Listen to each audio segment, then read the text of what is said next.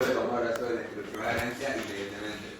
Mi grupo está conformado por Isabela Carazo, Steven Carmona, Ana Cabeza, Charayo Viedo. y mi nombre es Marco.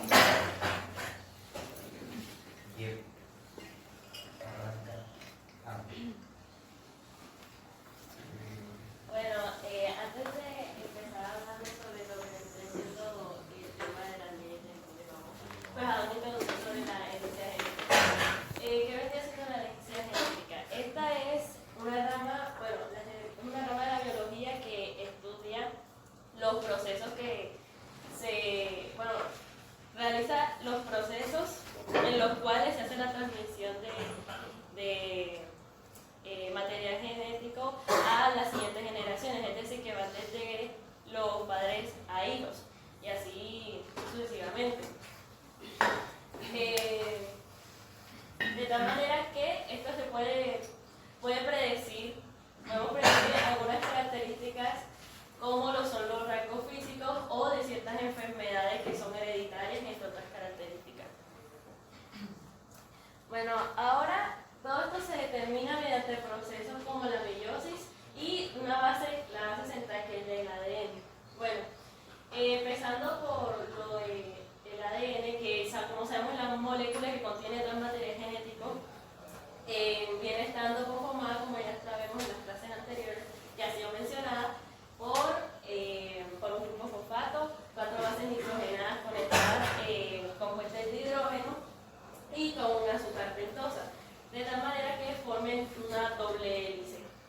Bueno, a partir de esta se realiza en los cromosomas el proceso de la meiosis, que es el proceso de división celular, el cual se van formando los gametos sexuales. Como podemos observar en la imagen, se muestra el proceso en el cual primero se tienen los cromosomas y se van, los cromosomas homólogos, y se van repartiendo de tal manera que formen dos células con cromosomas cruzados y finalmente dan resultado 4 gametos, resultado 4.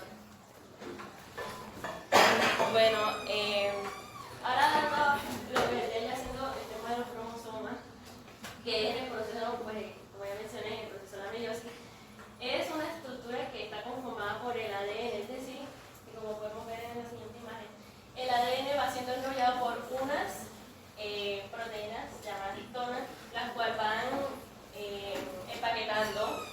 empaquetando el ADN y forman lo que conocemos los nucleosomas. De ahí ya va formando lo que es la forma del ADN, como comúnmente conocemos, que tiene los brazos arriba, tiene los 4 brazos, y se encuentra en el núcleo de la célula. Ahora, explicando un poco sobre la parte de los cromosomas, encontramos que este está como dividido en dos partes. Primero tenemos lo que es el centro, que es el centrómero. En el centrómero encontramos el cinetocoro, que vendrían siendo estas dos unidades que encontramos aquí, los cuales son la parte en donde los microtubos donde se forma la meiosis lo agarran y lo separan, o sea, pueden hacerla en pares de cromosomas. Y tenemos las cromatinas, que son las que están acá, en este caso las cromatinas hermanas, y entre estos brazos podemos encontrar el segmento del género. Bueno, acá el cromosoma se puede diferenciar, o bueno, se puede clasificar, depende de la posición en que se encuentre el centrómero. Primero podemos encontrar el cromosoma submetracéntrico, el cual tiene de igual forma los 4 brazos. El cromosoma metacéntrico encontramos, pues, de la misma manera que los brazos de abajo y de arriba. El cromosoma telocéntrico, que solamente se encuentran, pues, los brazos más largos. Y por último el cromosoma acrocéntrico, el cual encuentra, pues, los brazos de abajo más largos que los brazos de arriba. Aunque esto no, por así decirlo, no hace mucha diferencia como cuando se empiezan a repartir. O sea, no afectan en la mayoría. Marcos.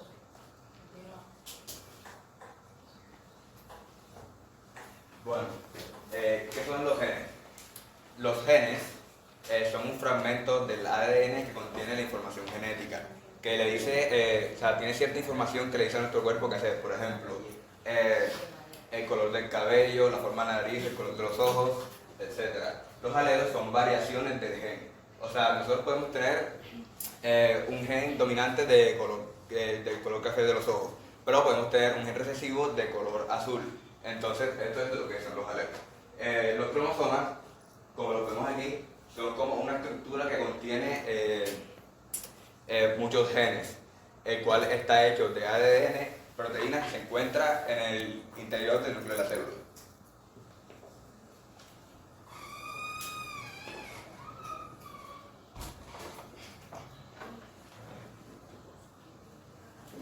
Bueno, ¿qué es homogéneo y qué es heterogéneo?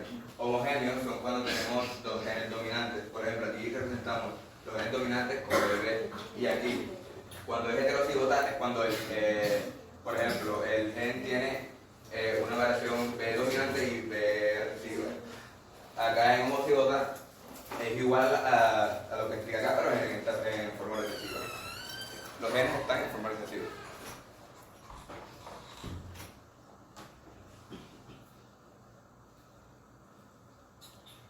Importancia de la herencia genética.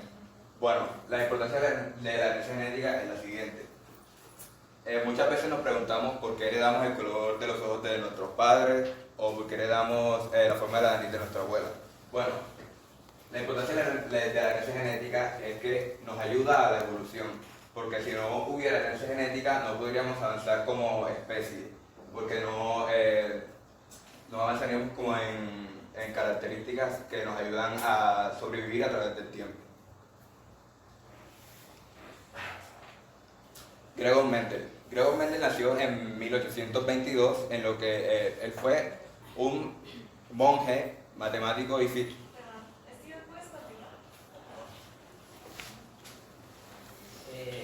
Disculpe un momento, de pronto voy a hacer una pequeña aclaración donde, bueno, para que de pronto quede un poco más claro, antes de continuar con lo de Gregor Mendel, al momento de aquí,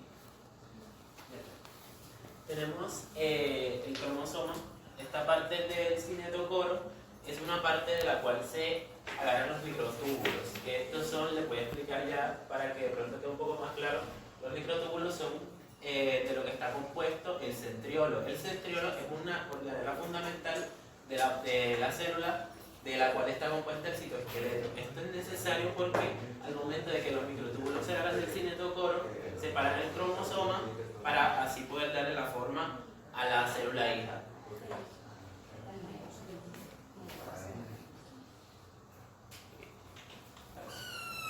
Gregor Mendel, aunque nació en el siglo XIX, sus aportes fueron de mucha ayuda para la biología en general. Esto también ayudó a que esta fuera una ciencia más exacta. Gregor Mendel nació en 1822 en lo que hoy se conoce como República Checa. Él lo que hizo fue que ayudó a ver cómo se realiza esta herencia genética, empezando por plantas. Entonces, Mendel estudió en la Universidad de Viena y ahí aprendió estadística, física y botánica, las cuales aplicaría después para sus experimentos.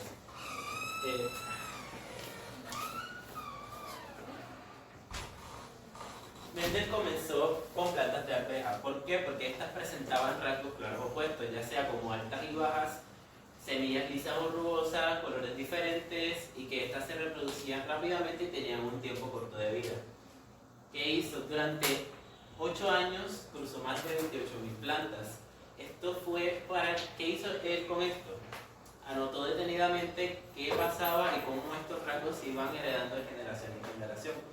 Además, notó que estos trabajaban como con cierto patrón y que estos se presentaban que habían rasgos que dominaban sobre otros también y que estos se presentaban en cierta proporción. ¿Qué pasa con esto? Además de que Mendel en su momento no conocía el ADN, él logró demostrar que existían factores genéticos que se transmitían de una generación a otra, pero esto era algo que en su momento nadie logró entender. Ahora, sus aportes de pronto de una manera más clara es que ya dejó muy en claro de que la herencia se podía saber cómo podía trabajar porque lo hacía de una manera muy lógica. Entonces se sabía de que al momento de crear las leyes, que vamos a ver más adelante, él supo cómo éstas se podían presentar y cómo se podían demostrar los rasgos de las generaciones futuras.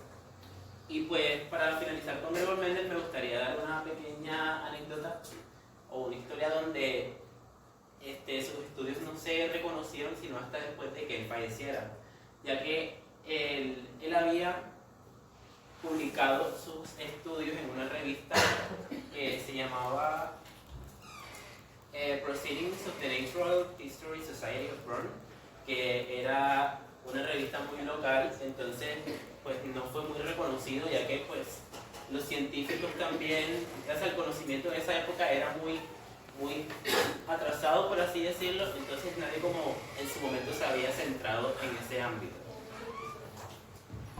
Isabela, ¿puedes continuar? Sí.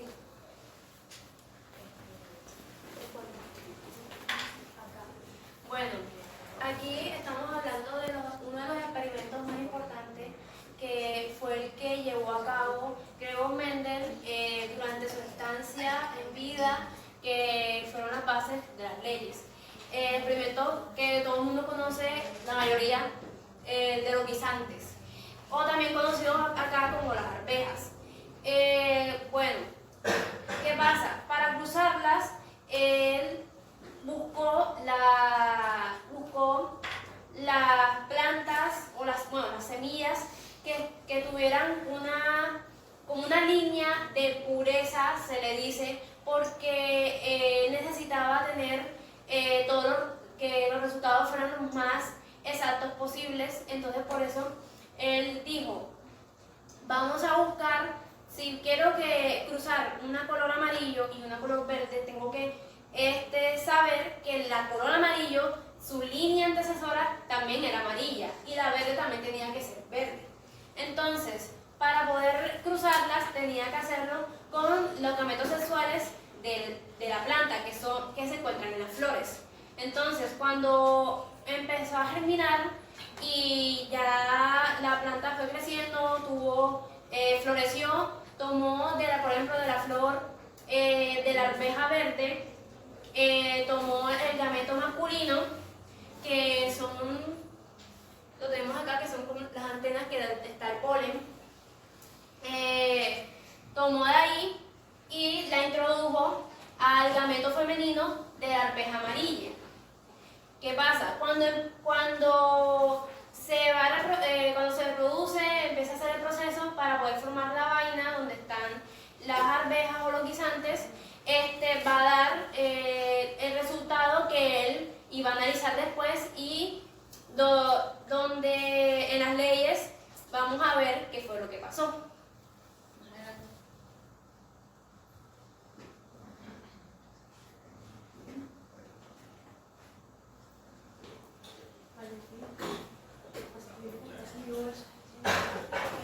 Como les dije, los caracteres seleccionados de las semillas, el color, la piel, la altura, entre otras cosas. Sí. Bueno, tenemos la primera ley de Mendel, llamada también ley de la uniformidad. Esta ley que, como les dije anteriormente, eligió unos individuos que tuvieran razas puras, que es como uno lo conoce ahora mismo, que tengan alelos homocigotos, dominantes y recesivos. ¿Qué quiere decir? Que la planta amarilla, digamos, es la homocigota dominante, quiere decir que esa característica al momento de presentarse va a predominar ante la recesividad. Que, por ejemplo, tenemos la planta aquí, digamos que el color verde es el gen recesivo. ¿Qué pasa? Esta ley dijo que una vez que cruzamos estos dos individuos que tienen estas características, la F1, que es la generación que viene, iba a tener la característica del dominante, pero iba a guardar el gen recesivo para usarlo más adelante, que es en la otra ley que se va a explicar. no va a presentarlo, es como cuando decimos que somos portadores pero no lo padecemos, algo así. Ellos son portadores del gen recesivo pero no lo están expresando. Expresaron el color amarillo de su progenitor dominante, pero no expresaron el color verde de su progenitor recesivo.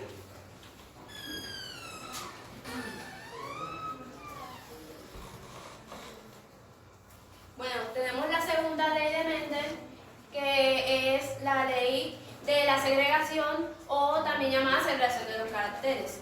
Esta ley, ¿qué quiere decir? Parte desde la primera generación que les dije que va a quedar heterocigota, que va a tener el gen dominante y el recesivo, pero no más va a expresar físicamente, que es lo que llamamos fenotipo, va a presentar el dominante, es decir, el color amarillo. ¿Qué pasa? Cuando tenemos este color amarillo, este individuo heterocigoto y lo cruzamos con otro individuo heterocigoto que tenga las mismas características, quiere decir que va a presentar el amarillo como dominante y el recesivo lo va a tener, que es el de color verde. Si los juntamos a esos dos individuos, la siguiente generación llamada F2 va a tener una probabilidad.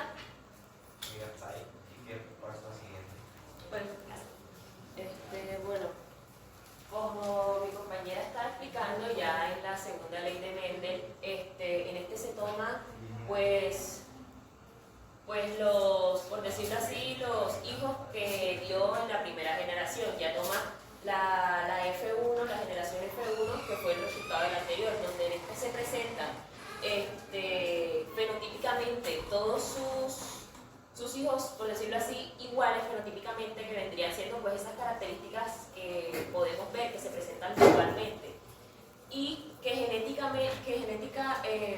genotípicamente no se muestran. Esas son las características genotípicas que, aunque no se muestren visibles, siguen ahí presentes. Bueno, entonces, ¿qué es lo que hizo Mendel? Él cruzó esta generación F1 dándonos como resultado a lo que él llamó una proporción de 3:1, en donde fenotípicamente podríamos ver que se presentaba el color amarillo, que era el dominante, que era el mismo que tenían sus padres, en una proporción de 3, y de 1 se presentaba la misma combinación de tanto genotípica como fenotípicamente de los antecesores de la primera generación F1, es decir, por decirlo así, de sus abuelos. Entonces ya podemos ver acá cómo ya se expresa ese gen que estaba recesivo, se vuelve a expresar otra vez. ¿Sí? Pues entonces aquí es como básicamente como lo que él vio. Esta sería la generación parental, las primeras semillas puras, que así le llamaba él, que combinó, que nos dieron todas, deberían haber dado del color dominante, que serían amarillos. Y luego en la segunda generación filial ya se podía ver otra vez cómo este color recesivo se volvía a presentar pues, en las nuevas generaciones. Para la tercera ley de Mendel, ya aquí lo que él hace, anteriormente él nada más usaba dos alelos del mismo gen, por decirlo así, el gen que le daba el color a las alberjas. A las alberjas. Pero en este caso pues ya tomaba dos alelos, dos genes diferentes, el color y por ejemplo la rugosidad que tenían las alberjas. Entonces ya no combinaba simplemente un alelo que sería el color amarillo y el color verde, sino también los alelos de la textura que sería liso y rugoso. Entonces, ¿qué es lo que? Y él pues al ver el resultado que le daba, es que, por ejemplo, si el padre era amarillo liso, podría dar un hijo amarillo rugoso. O sea, todas esas características se podían combinar entre sí y como que una no afecta a la otra independientemente, pues si son distintos alelos los que se están presentando en el mismo gen. Bueno, esta ley se llama segregación independiente porque, como lo decía, como que se reparten independientemente estas características. Bueno, pues aquí lo que él vio como resultado, aquí como podemos ver se presenta, sería un puro de color amarillo amarillo, y B mayúscula, que representa su textura lisa, A recesivo, que vendría siendo el color verde, y B minúscula, que vendría siendo rugosidad. Dio como hijo a una arveja amarilla lisa, que dentro de su genotipo recesivo pues tendría esos genes de la arveja verde rugosa. Y pues al momento de dar sus hijos, esto fue lo que él observó, que él daba 9, o sea, era una proporción, no es que va a dar exactamente 9 arvejas amarillas lisas, era una proporción. De 9 eran amarillas lisas, 3 eran amarillas rugosas, 3 verdes lisas y en una de verde rugosa. Siguiente. Por favor. Bueno, aquí tenemos algunas excepciones en las variaciones de Mendel, ya que pues estas no se cumplen siempre, y pues ese es un tema que va a tratar mayormente el siguiente grupo, así que no me voy a meter tanto en esto, pero pues sí, aquí podemos ver estas distintas variaciones que existen, a excepción de la de Mendel, como alelos múltiples, donde ya no se presenta un solo alelo, por decirlo así, que de los conejos solo debe haber 2 alelos, que sería para la piel café y gris, sino que ya existen varios, o la dominancia incompleta, donde ya podemos ver que se crea alelos diferentes al que estaba desde un inicio, o dominancia, donde se pueden presentar los dos alelos. Alelos letales, que esta ya va más teniendo en cuenta los alelos recesivos, cuando un alelo recesivo no se expresa fenotípicamente, y cuando sí se expresa. Filotropía, esto más es que las enfermedades, como había mencionado anteriormente, hay enfermedades que se heredan genéticamente, las ligadas al sexo, que es como dependiendo de el sexo, porque tengo una persona, el sexo biológico, podría presentar enfermedades. Un ejemplo podría ser el daltonismo, en donde los hombres son más propensos a presentarlo. Muchas gracias. ¿Preguntas?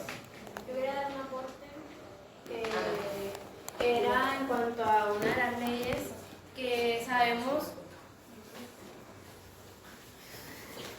que hay un tema que es el que normalmente le pasa a muchas personas, y es que si tenemos que 2 padres presentan el cabello oscuro y su hijo da la casualidad que sale cabello rojizo, lo primero que piensan es que ese no es su hijo, porque mi esposo es de cabello oscuro, yo soy cabello oscuro porque mi hijo salió con cabello claro.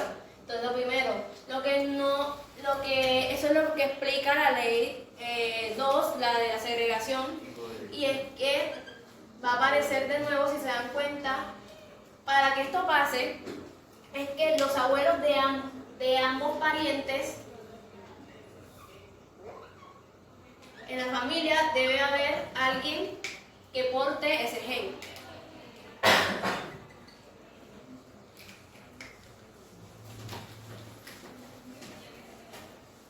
Este tipo de problemas o preguntas que se hacen las familias que les pasa esto, y pasa normalmente cuando no conocen a sus padres. O sea, de que yo no conocí a mi madre, pero resulta que mi madre era cabello claro.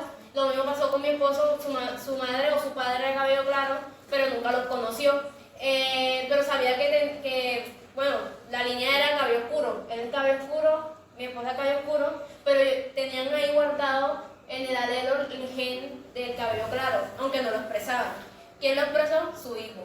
Entonces, eso era como un aporte para que se tuviera en cuenta, porque es algo que pasa normalmente en la vida. ¿Alguna pregunta? ¿Alguna duda? Todo quedó claro. Sí, yo tengo una pregunta. Mi nombre, Isabela. Vamos por acá y va para Steven. Dime en solo 3 palabras en qué consiste la segunda ley de Mendel. La segunda. Sí. ¿Verdad? O una que la define perfectamente.